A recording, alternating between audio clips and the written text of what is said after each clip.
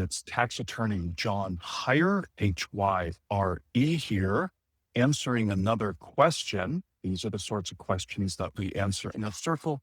You're going to notice I like to do more than just answer the question. I like to go into great detail and explain why. I think that's a lot more useful. So let's start with a 1031 reverse exchange question. If I am buying one replacement investment property for $1.5 million for a 1031 exchange, am I allowed to do a regular 1031? So the first investment property I sell, let's say for 750 grand prior to the purchase, and then do a reverse 1031 exchange for the second investment property I sell around another 750,000, assuming I meet the usual criteria, identify properties in a timely fashion, close in a timely fashion. Now, the short answer is yes. What you're describing here is a forward exchange plus a classic reverse exchange. So we've really got two exchanges. There's two properties to sell. They're not going to sell at the same time. There's a fair amount of time between the two and when they sell, but he wants to be able to amalgamate the sale of each property and exchange up into one larger property. There are different ways to do this. One way is what he is suggesting, a normal classic exchange, a forward exchange. I sell a property, I go ahead and close. The money goes to the intermediary.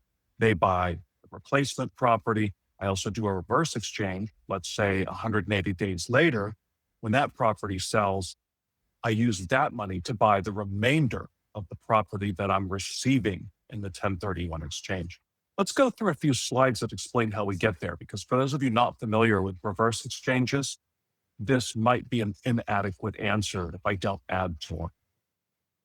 So if the seller's flexible, there is an alternative. If the seller's flexible, have the seller sell you an undivided interest on the property on the first leg. So you sell a property for 750. You've got the 750 to place.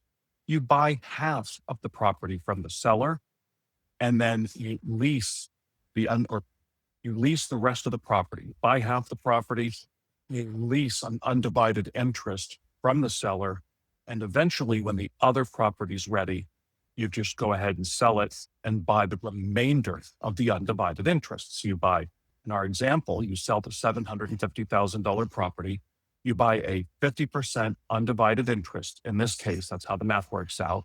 You buy a 50% undivided interest in the property. And then later on, because the seller's flexible, what happens? Right away, you lease the remaining half of the property. So you own half the property, the seller still owns half because you only bought half. The seller leases the half that he owns to you, and probably with an option. So you have control over the whole property, you can sublease it, you can occupy it, you can use it. And then when you sell the second property, you use the proceeds to buy out the lease. You were leasing half the property in undivided interest. You owned half of it. What happens? You go ahead and sell the second property. Now you have enough to buy out the remaining half of the property. And so you have 50% undivided interest plus another 50% undivided interest means you own the whole thing. So that's a possibility if you can get a flexible seller. Now, there are some other details we're going to cover here in just a minute in a subsequent slide. The other way is as described. You sell property A. You have the proper ID period. You have 45 days to ID the property. You do so. You close within 180 days on a tenant-in-common interest in the target property. Now, at the same time, so this is the reverse exchange. The reverse exchange is we do the forward leg normally. Stage one, sell the first property. The money goes to qualified intermediary on filthy little taxable hands. Never touch it. At the very same time, you have an escrow account through the exchange intermediary, buy the remaining half from the sellers. Here we don't have a cooperative seller. We don't have a cooperative seller. We don't have all the money up front. So what do? We exchange the first property in the normal fashion. We buy an undivided interest with that money. At the same time, we fund an escrow with our own separate money. So you've got to have some money on the side or a good loan on the side. We're actually buying the whole property at once from the seller. The seller says, listen, I don't want to do this. I don't want to play ball. I just want cash. I just want to sell my property. We can still do this. what happens? The first property, regular 1031, you get an undivided interest in the property that you're acquiring, but you also set up an escrow account. It has to be specially done through the qualified intermediary. It's called an EAT. We'll get into that in a second. You fund the EAT. The intermediary isn't going to do it. You have to fund it. It buys the remaining half of the property from the seller. So now you own half, and half is sitting in this escrow account in limbo. And eventually, well, within 180 days, you do a reverse exchange, meaning you've already acquired the target property that you want completely. What makes this a reverse? That you're selling something after that acquisition to fund the acquisition. So you sell the second property you intend to sell within 180 days of the first transaction closing. That money goes into the escrow account. The escrow then sells you the remaining 50% interest in the target property. Now you own the whole property. So it's a combination of forward exchange and a reverse exchange. Claude was very helpful. Granted, I edit everything. It's not just Claude. Only fools let AI think for them. There'll be posts on that because there are a lot of fools out there in the tax world letting Claude think for them. There are lots of brand spanking new, sparkly tax consultants, and they're really cheap and they save you a lot of money, except for when they don't, because they don't know what they're doing. Separate topic. Here, I use Claude to save time. You should know it. You probably can tell from the layout of the slides. I would never make anything this pretty, but let's walk through after editing what it looks like. So the baseline, if you had one property for 1.5 mil, which our person who asked the question doesn't have, but if you had one property, so 1.5 mil, you would simply sell it. The money would go to the qualified intermediary. The qualified intermediary would use the 1.5 million. They would acquire the replacement property, the target property. You would own both. This is the baseline for a normal 1031 exchange. But you can't always do that. Sometimes you just don't have the property. Here, he has one property for half the price that he can sell now.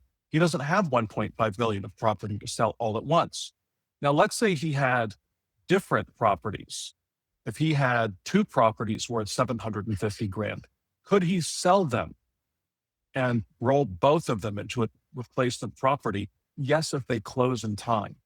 Yes, if they close in time. What's the problem? Oftentimes one property sells, that starts the clock ticking. Now we have 180 days to close. And the second property doesn't sell within 180 days. That's where the reverse exchange comes into play. But we want to plan ahead for the reverse exchange. Now, sometimes you won't be able to do a normal exchange. You sell one property, you exchange into another property. Sometimes you may have two properties to sell and you want to exchange into one property, which is the case here. So for example, if you have two properties, each worth 750, and you want to exchange into one that's 1.5, if you can sell the two properties such that they close within 180 days of each other, you just do two forward exchanges. You sell one for 750, it goes into escrow. You wait. The second one sells for 750 within 180 days. It goes into escrow with the 1031 exchange agent or accommodator. And then that money in escrow is used to buy the big $1.5 million property you want. Things get dicier when properties you want to sell and you need to sell more than one to exchange into a larger property. Things get dicier when you can't close or you don't know that you can close within 180 days. And so there are a couple of workarounds. One of them is if you have a cooperative seller.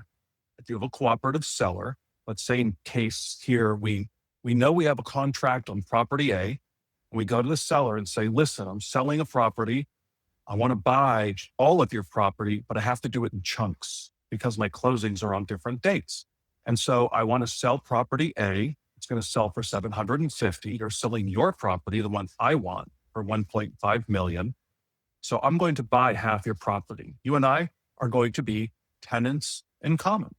And we have to be careful how we structure that. I've done entire webinars on you have to be careful when you have someone who's a tenant in common and you want to keep the tax benefits of being a tenant in common, and you don't want to be treated as a partnership.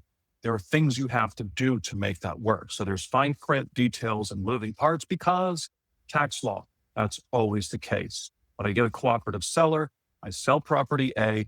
Let's say it's enough to buy a 50% tenant-in-common interest in his property, the one I want, but he's flexible. And so he says, look, whenever property B sells, well, then I'll sell you the remainder of the one that you want. You're going to sell property B for $750. Whenever that sells, I will go ahead and take that money, and then you'll have the entire property that I'm selling, the replacement property that you want. Now, what happens in the interim? The seller leases to you, usually with an option to buy. In other words, if you have half of the property, that doesn't do you a lot of good. You really need control over the seller's half. How do you get control over it? One way, a lease with an option. The lease gives you occupancy, the ability to use the property. The option seals in the deal so that he doesn't change his mind in terms of what he's going to sell the property to you for. So now you own 50% of the property. You're leasing 50% from the seller. When the second property finally closes, then you run it as a forward 1031. The seller sells you that tenant-in-common interest, and we're good to go. But you really want to make sure, and this is key, that the lease option is not drafted so that the IRS could treat it as owner financing. That's happened. There's actually a Supreme Court case. Edward Lyon came out about 1979, Lyon, and there was a lease option. But the way it was drafted, it looked so much like a loan that the court said it was a loan. Now here, that would be a disaster, because if you sell property A and then you're leasing the remaining part of the property, the replacement property from the seller, and the IRS says that's not a lease, that's owner finance. You bought the whole property on day one. There's nothing for property B to 1031 into.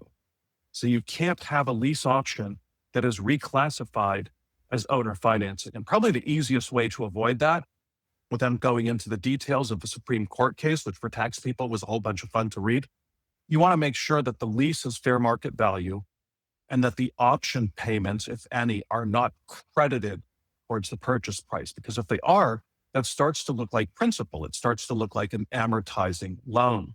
You also, again, want to make sure that you have a tenant-in-common interest with the seller and then it doesn't look or act like a partnership. And those are some fine distinctions under tax law. But there are details in drafting it, but you see the overall principle. Cooperative seller, 1031 a property, buy a piece of the target property from the seller, lease the remainder from him. When the second property closes, buy the remainder from him. That's the basic idea. Going into now what the actual question was, for whatever reason, let's say we don't have a cooperative seller. Then we have to structure things a little bit differently, especially if the closing dates on the properties are going to be further apart. So going now to the original question in the slide, which my simple answer was yes, that works because it's a forward 1031 with a classic reverse 1031. It's a combination. So we sell property A for $750,000, and that goes, so what happens? Let's think this through. The target property is 1.5. I sell property A for $750,000. So I'm a tenant-in-common to the tune of 50%. What happens to the other half? We had a cooperative seller in the prior slide, and he leased to me. Here we don't have a cooperative seller. We have a seller who says, I want my money now. We create a straw man, and this is a legal straw man, an exchange accommodation title holder. As the writing was so small on there, I couldn't see it. Sorry about that. So an exchange accommodation title holder. You set up a straw man who buys the other half from the landlord. What happens? You go to the 1031 accommodator. You ask them, do you do EATS, exchange accommodation title holders? Do you do that? If so, what they're going to tell you is you have to fund the escrow. Right? You're buying half the property with property A. You sell property A for $750,000. The target property, you're buying half of it. The other undivided interest goes essentially into an escrow. EAT. It goes in there. Who funds that? You do. So you do have to come up with the money, buy the whole property at once. Half the money goes to the owner. Half the money goes to the exchange accommodation title holder. It pays the owner of the target property. So the owner of the target property is now out. half of the property, half of the target property is owned by this escrow, the EAT. You own half. You now have 180 days from the date this hits. You have 180 days to sell property B. If you sell property B, the money goes what? To the exchange accommodator, into the EAT. It pays off the second 50% of the property. Now you own 100%. It's very similar to the prior slide, but we don't necessarily have to have a lease. Rather, we set up a straw man to substitute for the seller. The straw man owns the portion of the property that you could not close on in the first leg with property A of the transaction. And you've got 180 days to sell property B. That's why they call it a reverse exchange, right? Because here you're buying all of the target property up front before you sell property B. That's the reverse of the normal. The normal is you sell the property like we did with A, you exchange the money into the target property. Here we're doing the reverse. We're acquiring the full target property through the EAT. And then we are paying for it later by selling property B later, but not too much later because the 180-day rule still applies. So this is a way to sell two separate properties within a certain amount of time, combine the properties because the sales were not simultaneous, and still have a valid 1031. So it's always nice to be able to say yes to a question someone asks.